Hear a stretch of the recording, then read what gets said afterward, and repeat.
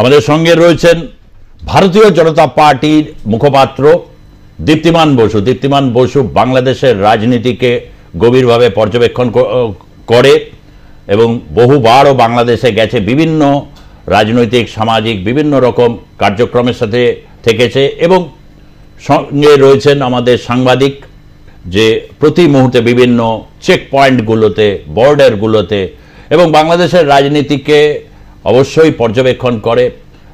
এই বঙ্গের একজন অবশ্যই একজন স্বনামধন্য তিনি সাংবাদিক, সুচারু মিত্র আর প্লাসের সাংবাদিক। হিংসা, অগ্নিসংযোগ, লুটপাট এ তো দেখলাম কয়েকদিন ধরে। আচম্বিত অনেকের লাগলে অনেকেই বুঝতে পেরেছিলেন যে এবারে কিন্তু শেখ হাসিনার পক্ষে সম্ভব নয়। যেভাবে নির্বাচন হয়েছে, তার আগের নির্বাচন নিয়ে বলা হতো দ্বিতীয় দফা নিশিরাতের সরকার।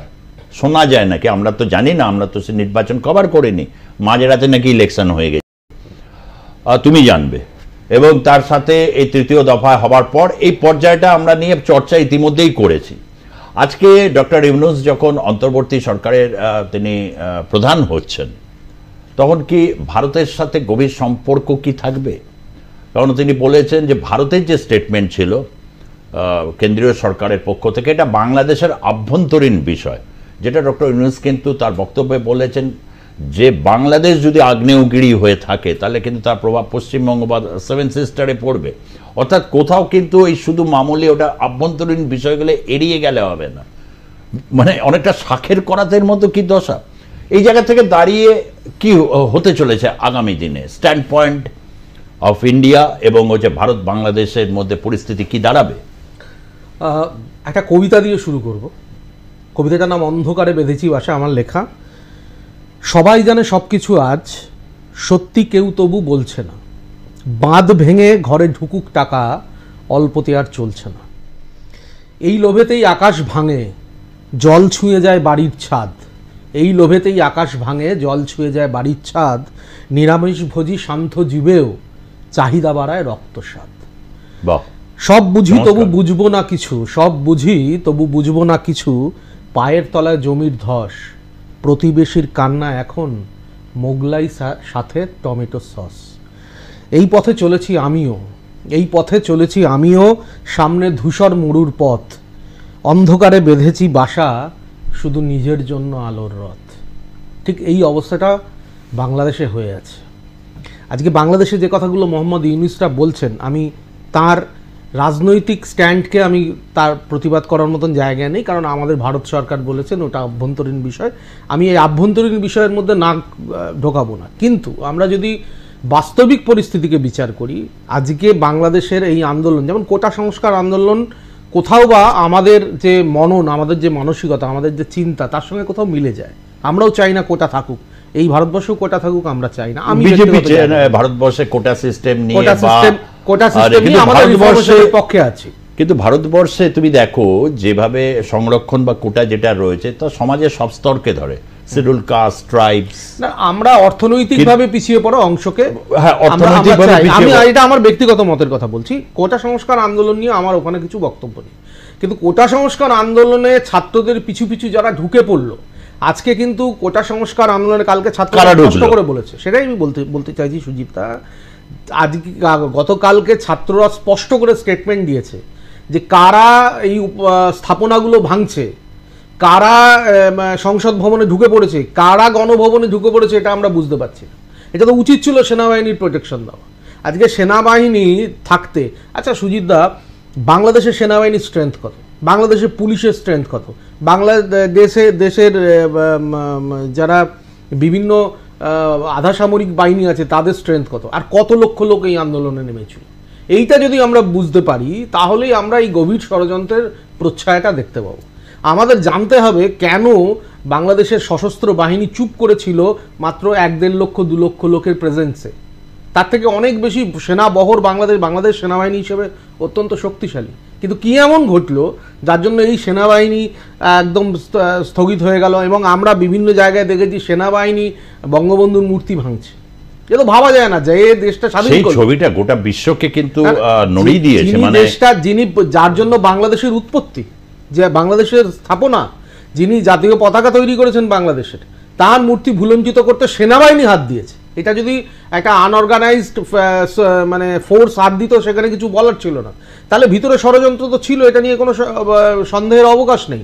এই যে কথাটা বলছেন না, যে মোহাম্মদ ইউনুস, ডক্টর ইউনুস, উনি সামলাতে পারবেন কিনা, আজকে যে রাজনীতির যে প্রেক্ষাপট বাংলাদেশের মধ্যে তৈরি হয়ে গেছে, ওনার মতন একজন অর্থনীতিবিদ যিনি জীবনের বেশিরভাগ সময়টা বিদেশে থাকলেন, বাংলাদেশের রাজনীতি তো তিনি বুঝতে পারবেন না। আজকে এই যে পিছন ছাত্র আন্দোলনের পিছন ছাত্র আন্দোলনের লোকরা তো বলছে আমরা সেনাবাহিনীর হাতেও ক্ষমতা চাই না, আমরা বিএনপির হাতেও ক্ষমতা চাই না, আমরা জামাতের হাতেও ক্ষমতা চাই না।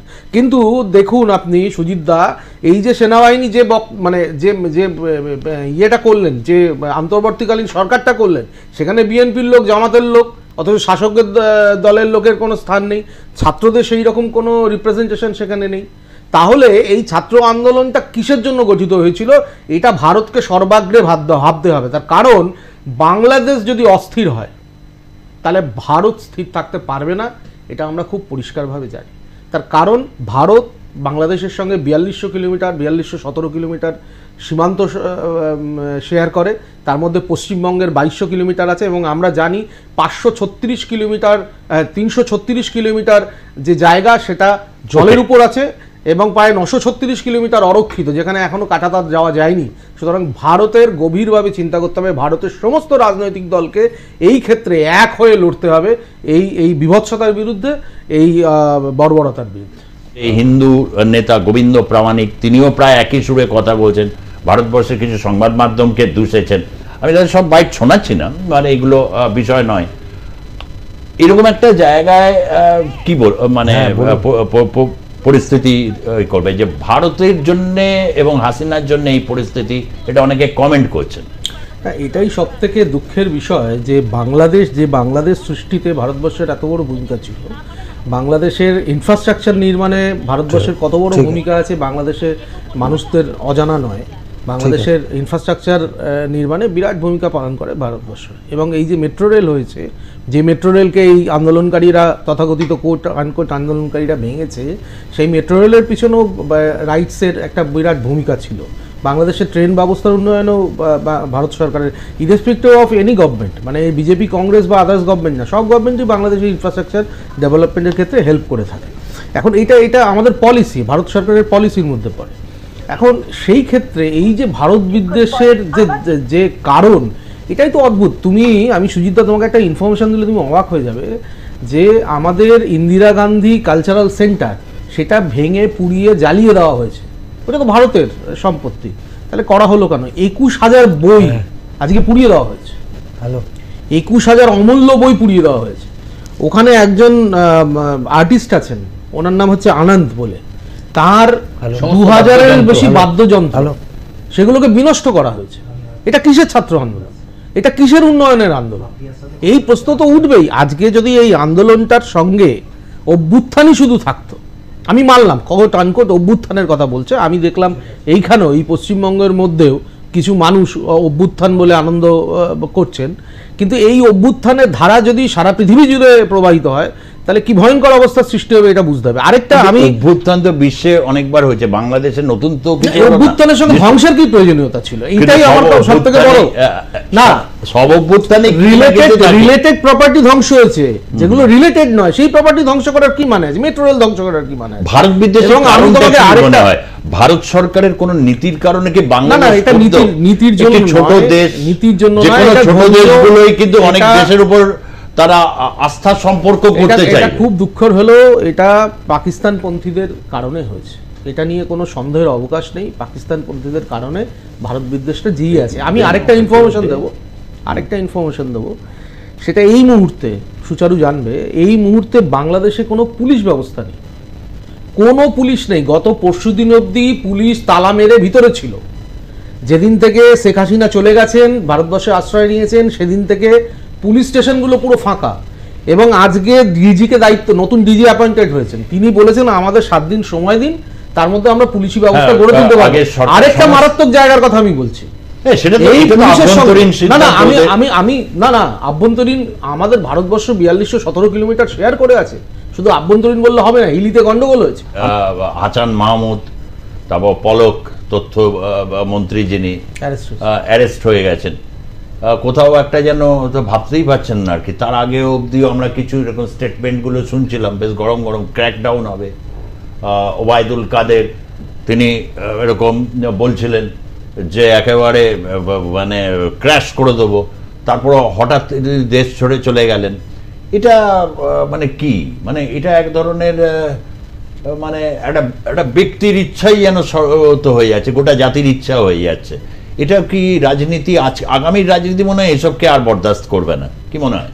না সুজিতদা, আমি তো প্রথমেই এই অনুষ্ঠানের শুরুতেই বললাম যে বাংলাদেশের সেনাবাহিনী, আধা সামরিক বাহিনী, তারপর পুলিশ বাহিনী, এর যে সংখ্যা, আন্দোলনকারীদের সংখ্যা, এই যে অসাম্যতা, সেটা আমি পরিষ্কারভাবেই বললাম যে এখানে গভীর ষড়যন্ত্রের এটাই ইঙ্গিত করছে। এখন পার্শ্ববর্তী দেশের আভ্যন্তরীণ পুরো বিষয় নিয়ে মুখ খোলার অধিকার আমাদের নেই বলে আমরা বলতে পারছি না, আমরা অনেকটাই জানি। কিন্তু এই যে নেতারা হঠাৎ করে ৪৫ মিনিটের নোটিশে দেশ ছাড়তে বাধ্য হলেন, এটার পিছনে গভীর ষড়যন্ত্র আছে। এটা বুঝতে এর জন্য নতুন করে পড়াশুনো করার প্রয়োজন নেই। একটা যে আলোচনা হচ্ছিল যে ডক্টর ইউনিসকে নিয়ে, ইউনিস নিঃসন্দেহে একজন সম্মানীয় ব্যক্তি, তিনি নোবেল লরিয়েট, এবং বাংলাদেশের বা ভারতবর্ষের বা সারা পৃথিবীতে এই যে স্মল যে লোন, এই ব্যাপারে তিনি একটা দিশা তৈরি করেছেন, এটা নিয়ে কোনো সন্দেহ নেই। কিন্তু আমি বলবো ডক্টর ইউনিসের সবথেকে প্রধান বাধা হচ্ছে তার বয়স। তার বয়স ৮৪ বছর। এই ৮৪ বছরে বাংলাদেশের মতন একটা কমপ্লিকেটেড সিচুয়েশনকে হ্যান্ডেল করা আমি খুব অসুবিধার বলবো। আমি তখন যে কথাটা বলতে বলতে কথাটা কেটে গেল, সেটা খুব মারাত্মক কথা বাংলাদেশের ক্ষেত্রে। সেটা হচ্ছে এই পুলিশ যেগুলো বন্ধ হয়েছে, সেই পুলিশ থানাগুলো যেগুলো বন্ধ হয়েছে, অসংখ্য থানা বন্ধ হয়েছে, বন্ধ শুধু হয়নি, সেখান থেকে অস্ত্রশস্ত্র লুট হয়েছে। এই অস্ত্রশস্ত্র এখন সাধারণ মানুষের কাছে। আরেকটা মারাত্মক তথ্য দেব, ১৫০০ মধ্যে বাংলার যে আনসারুল্লাহ বাহিনী, তাদের লোক আছে। ১৫০০ অত্যন্ত ক্ষতিকর অপরাধীকে ছেড়ে দেওয়া হয়েছে, ফ্রি করে দেওয়া হয়েছে। ভয়ঙ্কর সিচুয়েশন। এই সিচুয়েশনকে বাংলাদেশের পরবর্তী রাজনৈতিক মহল কিভাবে সামলাবে? এই যে ডক্টর ইউনিসের মতন ব্যক্তিত্ব, এরা তো রাজনীতির কাদাতে পা কোনোদিন দেননি, বা আদার্স যারা আছেন তারা দেননি। এদের পিছনে কেউ না কেউ আছে। এদের পিছনে এখন কোন দেশ আছে? মার্কিন যুক্তরাষ্ট্র আছে, অনেকে বলছেন চায়না আছেন। সেই প্রসঙ্গ আমরা এখানে আনবো না, সে আনার অধিকারও আমাদের নেই।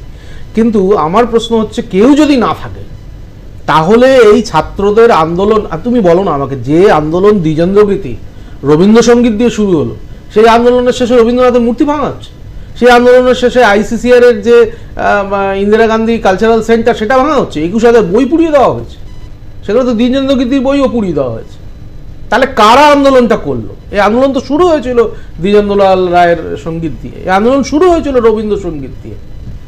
তাহলে সেই আন্দোলনের পরিণতি যদি এটা হয়, মূর্তি ভাঙায়, যিনি ওই কথাটা বলছিলেন পৌত্তলিকতার বিরুদ্ধে প্রতিবাদ এদের, তাহলে তো ভাবতে হবে যে এদের পিছনে আসলে কারা আছে।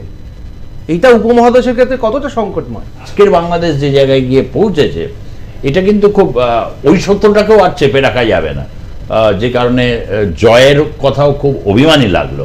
খুব সংক্ষেপে না সুজিতদা, এটা একদম নিঃসন্দেহে যখন ছাত্র আন্দোলনটা শুরু হয়েছিল, সেটা তো ডেফিনেটলি আওয়ামী লীগের যারা অহংকারী, যারা কর্মী, যাদের পা মাটিতে ঠেকতো না, আমি বৈশাখের কথা অনুযায়ী বলতে চাই, তাদের উপরে রাগ থেকেই এটা হয়েছে। এটা নিয়ে কোনো সন্দেহের অবকাশ নেই। ছাত্রছাত্রীরা যে আন্দোলন করেছিলেন, ছাত্রলীগের নেতাদের বিরুদ্ধে যে ক্ষোভ, তাদের অহংকার, তাদের দুর্নীতি, এইগুলো অবশ্যই অনুঘটকের কাজ করেছে। কিন্তু পরবর্তীকালে আন্দোলনটা যে পর্যায়ে এসে গেছে, সেইটা নিয়ে আমাদের আপত্তির কারণ। তুমি পিনাকি ভট্টাচার্যের কথা বললে, উনি অন্তর্বর্তীকালীন সরকারের একজন সদস্য হয়েছেন। আমি কয়েকজনের নাম একটু মনে করে দিতে চাই।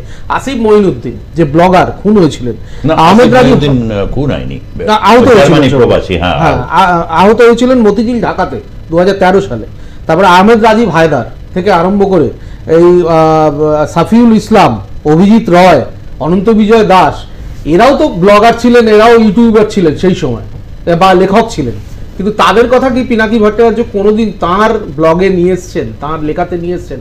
আনেননি। তিনি একটা নির্দিষ্ট ধারাকে তার ব্লগের মধ্যে প্রবাহিত করেছেন, তার পুরস্কার আজকে তিনি পেয়েছেন, এটা নিয়েও কোনো সন্দেহ নেই। ধন্যবাদ দীপ্তিমান বসু, ধন্যবাদ সুচারু মিত্র, বৈশ্বনাথ চট্টোপাধ্যায়।